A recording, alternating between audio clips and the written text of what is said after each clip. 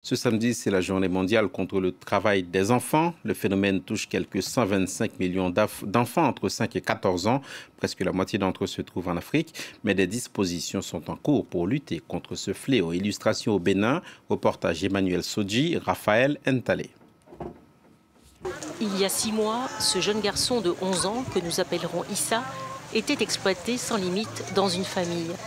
Il gagnait l'équivalent de 6 € par mois quand il était payé. Mon père est décédé et ma mère est au village. C'est mon oncle qui m'a placée chez les gens. Mon employeur disait que je faisais trop de pagaille, donc je ne pouvais pas être payée.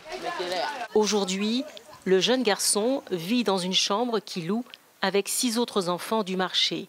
Issa est obligé de travailler pour survivre. Tous les matins, on décharge des camions d'ananas ou d'arachides. Chaque jour, je peux gagner 3 ou 4 000 francs CFA, environ 5 €, si je travaille bien. Selon l'UNICEF, au Bénin, plus d'1 enfant sur 2 travaillerait et un quart d'entre eux dans des conditions dangereuses.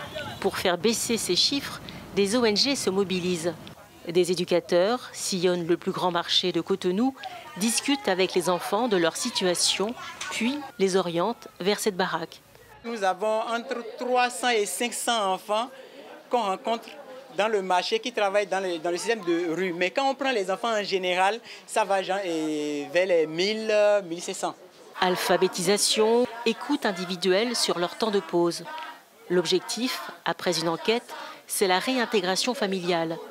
Malgré la répression, les communautés, les parents, les tuteurs n'ont pas encore complètement intégré le fait que les enfants ne doivent pas être utilisés au travail, les enfants ne doivent pas être exploités. Depuis 2019, les autorités ont durci le ton. Dans tout le département de l'Atlantique, donc à Cotonou, la plus grande ville, ceux qui exploitent les enfants risquent jusqu'à 2 ans de prison s'ils sont récidivistes.